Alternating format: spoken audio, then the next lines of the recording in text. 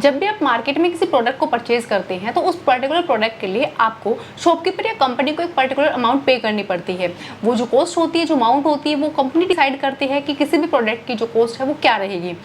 Actual में जो cost है वो निकाली कैसे जाती है, किसी भी प्रोडक्ट की कॉस्ट निकालने के लिए आपके पास उस प्रोडक्ट में जितने भी रॉ मटेरियल्स यूज़ होंगे, उन रॉ मटेरियल्स की क्वांटिटी, कि कितनी कितनी क्वांटिटी में यूज़ होने वाले हैं, उनका रेट क्या रहेगा, पर्टिकुलर किसी भी प्रोडक्ट का रेट क्या रहेगा, वो रेट एंड जितने भी एडिशनल एक्सपेंस होते हैं लाइक आपका manufacturing expense, labour charge, packing charge etcetera, बहुत से आपके एडिशनल एक्सपेंस होते हैं। वो सारे एक्सपेंस ऐड करके जो टोटल कैलकुलेशन की अमाउंट निकलती है आपकी, उस अमाउंट को ही हम क्या बोलते हैं, उस प्रोडक्ट की कॉस्ट बोलते हैं। एंड उस कॉस्ट के अंदर ही हम अपना प्रॉफिट प्लस करके उस प्रोडक्ट का सेलिंग प्राइस निकालते हैं।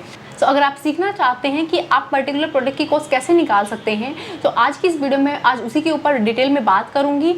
एंड बिल ऑफ मटेरियल यानी कि जिस का यूज़ करके हम प्रोडक्ट की कॉस्ट निकालते हैं, उसका यूज़ करके मैं आप लोगों को बताऊंगी कि कैसे करते हैं। सो मेक श्योर कि आप ये वीडियो ज़रूर देखें। So without wasting time let's get started. देखिए यहाँ पर बॉम की डेफिनेशन दी है जिसमें बोला गया है कि a bill of material is a list of items along with quantity details that can be allotted for the manufacture of a certain product by product और लाइकवाइज। है कि जब भी आप कोई भी एक प्रोडक्ट मैन्युफैक्चर करते हो, सर्टेन प्रोडक्ट, तो उसमें आप प्रोडक्ट को मैन्युफैक्चर करने के बाद अब उसकी कॉस्ट निकालने के लिए क्या करते हो, बिल वाइज मटेरियल का यूज़ करोगे तो उसमें आपके पास जिन जिन रॉ मटेरियल्स का यूज़ करने वाले हो, रॉ मटेरियल्स की लिस्ट होनी चाहिए क्वान्टिटी के साथ। आगे बोला है कि a bill of materials in the data that identify the items or raw materials used or to produce any physical thing। Raw materials हमारे जितने भी हैं वो आइडेंटिफाई होंगे ही होंगे कि किन किन का इसमें यूज़ करना है। उसके अलावा जितने भी फिजिकल थिंग यानी कि जितने भी एडिशनल एक्सपेंस रहेंगे, जो मैंने labour charge and manufacturing charge like आपका और एडिशनल पैकिंग चार्ज वगैरह होते हैं, वो सारे भी इसी में यूज़ होंगे। And find out the cost of products, and in सभी को मिलाकर जो निकलेगा वो हमारी रहेगी प्रोडक्ट की कॉस्ट। अभी हमारे पास एक प्रैक्टिकल क्वेश्चन है, इस प्रैक्टिकल क्वेश्चन को करके देखेंगे हम एंड उसके थ्रू हम इस पर्टिकुलर प्रोडक्ट की कॉस्ट निकालेंगे कि इस प्रोडक्ट को बनाने में हमारी टोटल कितनी लागत आई है, एक पीस की कितनी हमारी कॉस्ट रहती है, वो कॉस्ट हम निकालेंगे। अभी क्वेश्चन में हमें मैन्युफैक्चर करना है CPU 350 पीसेज। यहाँ पे बोला गया है to manufacture CPU 350 pieces. Total जो हमारे CPU मैन्युफैक्चर करने हैं हमें वो 350 पीसेज रहेंगे। एंड इन एक CPU को बनाने के लिए किन किन रॉ मटेरियल्स की ज़रूरत पड़ती है, वो रॉ मटेरियल्स हमारे पास यहाँ पर उसकी प्रॉपर लिस्ट है। मदरबोर्ड चाहिए होता है, hard disk, cooling fan, cooling liquid, processor, SMPS। ये हमारे पास 6 क्या है इसके रॉ मटेरियल्स है। इन रॉ मटेरियल्स की आगे इनका रेट दिया हुआ है 5000 पर पीस, 4000 पर पीस, 3000 पर पीस, 1500 पर पीस एंड 2000 पर पीस, और लास्ट का हमारा SMPS का है 1000 पर पीस। एंड इनकी क्वांटिटी जो रहेगी यानी कि एक CPU को बनाने के लिए motherboard, hard disk, cooling fan, इन सब का यूज़ कितनी कितनी क्वांटिटी में होगा। 6 के 6 मटेरियल्स यहाँ पर 1 की क्वांटिटी में एक CPU भी यूज़ होंगे, यानी कि एक CPU को बनाने के लिए सारे मटेरियल्स एक की क्वांटिटी में लगेंगे। एंड इनका रेट यहाँ पर हमें बताया हुआ ही है। उसके अलावा जो एडिशनल लेजर्स रहेंगे हमारे इसमें, एक तो लेबर चार्ज दे रखा है 5000, जो टोटल 350 CPU मैन्युफैक्चर करने में जो हमारा लेबर चार्ज आया वो 5000 का है। एंड पैकिंग चार्ज है 5%। ये टोटल जितनी भी अमाउंट बनेगी ये जो उसके ऊपर हमारा 5% का रहेगा पैकिंग चार्ज। तो एक बार इसको करके देखते हैं कैसे करना है। फर्स्ट ऑफ ऑल तो हमें आप जब भी टैली में काम करोगे, इनको यूज़ करोगे इनका, तो उसके लिए हमें क्या करना है, कॉस्ट निकालने के लिए हमें सारे रॉ मटेरियल्स को क्रिएट करना है। यानी कि हमारे पास जो 6 रॉ मटेरियल है उनको हमें क्रिएट करना है। तो हम करते हैं इनको, यहाँ पर एक कंपनी क्रिएट कर लेते हैं, ABC ट्रेडर्स प्राइवेट लिमिटेड। यहाँ पर अपनी कंपनी की आप डिटेल्स फिल कर देना, उसके बाद इसको कंट्रोल A के साथ सेव कर देना। यहाँ देखिए, जब भी आप कंपनी में आप बॉम का यूज़ करते हैं तो बॉम का यूज़ करने के लिए आपको क्या करना होता है, इसको तो हमें कंट्रोल A के साथ सेव करना है। जो हमारे फीचर्स है इसमें हमें कुछ भी अभी के लिए एक्टिवेट नहीं करना है। जैसा कि मैंने बताया था कि आपको क्रिएट करना है क्या, स्टॉक आइटम्स, जितने भी हमारे रॉ मटेरियल्स हैं उन रॉ मटेरियल्स को क्रिएट करेंगे। फर्स्ट था हमारा मदरबोर्ड, जो हमारी यूनिट रहेगी इनको मापने की, वो हमारी पीसेज रहेगी। अब देखिए यहाँ पर ना एक ऑप्शन आना चाहिए हमारे पास, जिसमें हम अपना जो इस प्रोडक्ट का रेट दिया हुआ है वो रेट फिल करेंगे। अभी ऑप्शन नहीं आ रहा है तो आपको क्या करना है, F12 प्रेस करना है। F12 प्रेस करके यहाँ पर देखिए इसमें मिलेगा आपको set components list bill of material in stock item, इसको यस करना है। और दूसरा provide standard buying and selling rate, जो हमें रेट डालने हैं उनको डालने के लिए आपको ये ऑप्शन चाहिए, तो इसको यस कर देना, कंट्रोल ए के साथ सेव करना।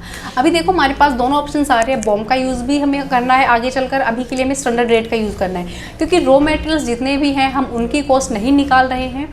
ओनली हमें एक जो मेन प्रोडक्ट हमें इन सब रॉ मटेरियल्स को मिलाकर जो मैन्युफैक्चर करना है, हमें उसी के लिए बॉम्ब का यूज़ करना है। तो बाकी जितने भी रॉ मटेरियल्स हैं उनमें हम बॉम्ब का यूज़ नहीं करेंगे, रॉ मटेरियल्स में हम स्टैंडर्ड रेट का यूज़ करेंगे, जिसमें हमें इनका स्टैंडर्ड रेट डालना है। अब देखिए जो 5000 का पर पीस का जो रेट दिया हुआ है मदरबोर्ड का, अब यहाँ पर हमारे पास दो ऑप्शन आ रहे हैं, standard cost and standard selling price. यहाँ पर हम किस रेट में डालेंगे?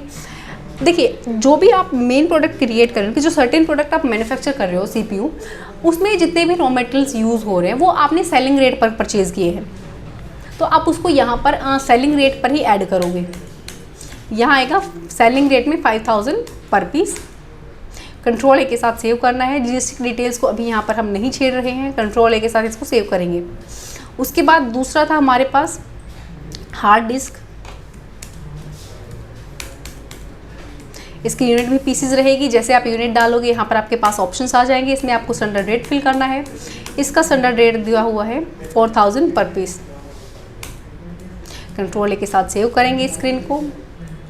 तीसरा है आपका कूलिंग फैन, यूनिट आपकी पीसीज, स्टैंडर्ड रेट को यस करना है। एज इट इज़ आपको जितने भी रॉ मटेरियल्स है सब में इसी तरीके से आपकी डिटेल्स फिल करनी है जो आपकी डिटेल्स दी हुई हैं। Cooling liquid,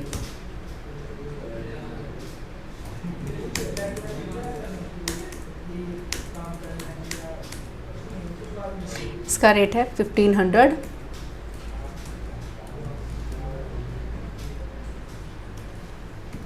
processor,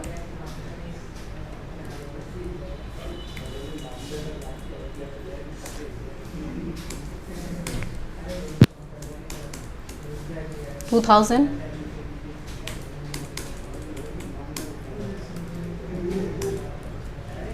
and last रहेगा आपका SMPS,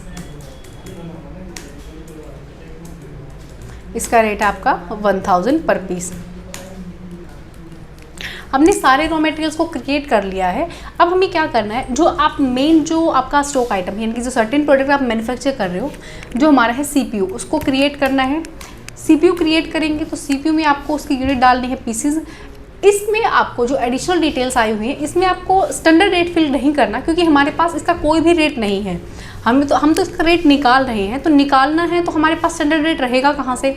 हमें क्या करना है, जब भी आप किसी भी प्रोडक्ट का रेट निकालते, कॉस्ट निकालते हैं, तो उसके लिए आपको बॉम्ब को एस करना होता है। तो जिस प्रोडक्ट को आप मैन्युफैक्चर कर रहे हो, जिसका आप रेट निकाल रहे हो, कॉस्ट निकाल रहे हो, उसके लिए आपको बॉम्ब को एस करना पड़ेगा। यहाँ पर आपको अपने इस बॉम्ब की लिस्ट में अपने बॉम्ब का नाम देना है, जो भी आप अपनी तरफ से अपने बॉम्ब का नाम देना चाहें। यहाँ पर मैंने इसका CPU ही दिया है। यूनिट ऑफ मैन्युफैक्चर, यहाँ जो यूनिट ऑफ मैन्युफैक्चर आया है यहाँ पे आपको 1 लेना है ऑलवेज, बिकॉज कि आप जो लास्ट में आपके पास टोटल कॉस्ट निकल के आएगी, उसके बाद आपको अगर एक प्रोडक्ट की कॉस्ट पता चल गई तो उसके बाद आप कितनी भी प्रोडक्ट की कॉस्ट निकाल सकते हैं। तो हमें क्या करना है, एक प्रोडक्ट की कॉस्ट निकालनी है तो हम यहाँ पर डालेंगे यूनिट ऑफ मैन्युफैक्चर 1। उसके बाद आप अपने जितने भी रॉ मटेरियल्स आपने क्रिएट किए थे वो रॉ मटेरियल्स आपको इस सर्टेन प्रोडक्ट में आपको डालने हैं जो आप मैन्युफैक्चर कर रहे हैं। कूलिंग फैन क्वांटिटी इसकी 1 यूज़ होगी, कूलिंग लिक्विड इसकी भी 1 होगी, हार्ड डिस्क 1, मदरबोर्ड सारे आपको एज इट इज़ फिल करने हैं।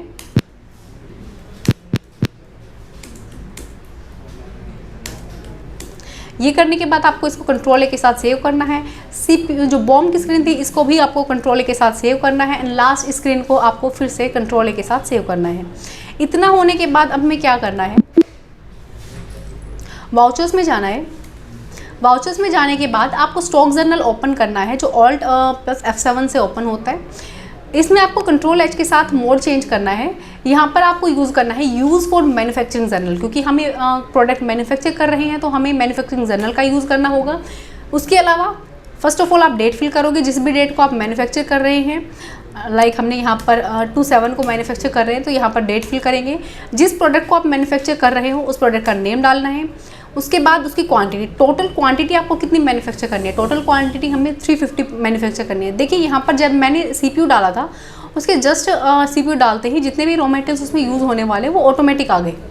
अब जैसे मैं क्वांटिटी फिल करूँगी तो क्वांटिटी फिल करते ही यहाँ पर देखिए क्वांटिटी के अकॉर्डिंग जो उनका पर पीस का रेट दिया हुआ है उससे मल्टीप्लाई होकर यहाँ पर टोटल अमाउंट आ रही है उनकी। अब हमें क्या करना है, यहाँ पे एंटर करते हुए लास्ट में जाना है। अब आपको कॉस्ट ऑफ कंपोनेंट्स यहाँ पर आना है, टाइप ऑफ एडिशनल कॉस्ट कि जितनी भी आपकी एडिशनल कॉस्ट यहाँ पर इसमें यूज़ हुई हैं वो आपको एडिशनल कॉस्ट यहाँ पे फिल करनी है। हमारा था एक तो लेबर चार्ज, लेबर चार्ज आप क्रिएट करेंगे जो कि आपका इनडायरेक्ट एक्सपेंस, सॉरी जो कि आपका डायरेक्ट एक्सपेंस रहेगा। कंट्रोल ए के साथ सेव करना है। अब यहाँ पर जो लेबर चार्ज है वो रेट में दिया हुआ है या फिर आपका परसेंटेज में दिया हुआ है। अगर रेट में है तो आप सामने रेट में डालेंगे, यहाँ पर टोटल 5000 था। उसके अलावा पैकिंग चार्ज है, पैकिंग चार्ज क्रिएट करना है आपको। ये भी आपका डायरेक्ट एक्सपेंस है। ये आपका परसेंट्स में दिया हुआ है कि आपका टोटल आया है आपका 5%, तो हम यहाँ पे 5% डालेंगे। टोटल अमाउंट का 5% यहाँ पर निकलेगा। अब यहाँ देखिए अगर आपके पास और भी एडिशनल चार्जेस हैं तो वो भी आप यहाँ पर इसमें ऐड कर सकते हैं। देखिए जो टोटल एडिशनल कॉस्ट है वो आपकी, यानी कि जो ये टोटल एडिशनल खर्चे जितने भी हुए हैं आपके वो रहेंगे आपके 2,93,750। जो आपकी इफेक्टिव कॉस्ट निकली है 350 पीसेस की वो निकल के आई है 60,68,750। और जो आपके वन आइटम की, यानी कि हमें क्या निकालना था, एक पर्टिकुलर एक आइटम की भी कॉस्ट चाहिए हमें, क्योंकि उस आइटम की कॉस्ट को मल्टीप्लाई, एक आइटम की कॉस्ट को मल्टीप्लाई करके हम कितनी भी आइटम्स की कॉस्ट निकाल सकते हैं। तो हमारी वन जो आइटम की कॉस्ट रहेगी वो रहेगी 17,339.29 पर पीस। तो ये हमारी इस पर्टिकुलर एक आइटम की यहाँ पर कॉस्ट निकल के आई है। सो आप भी इसी तरीके से टैली सॉफ्टवेयर का यूज़ करके अपने किसी भी प्रोडक्ट की कॉस्ट निकाल सकते हैं। और वीडियो कैसी लगी है आपको, उस चीज़ के लिए आप कमेंट बॉक्स में ज़रूर बताएं।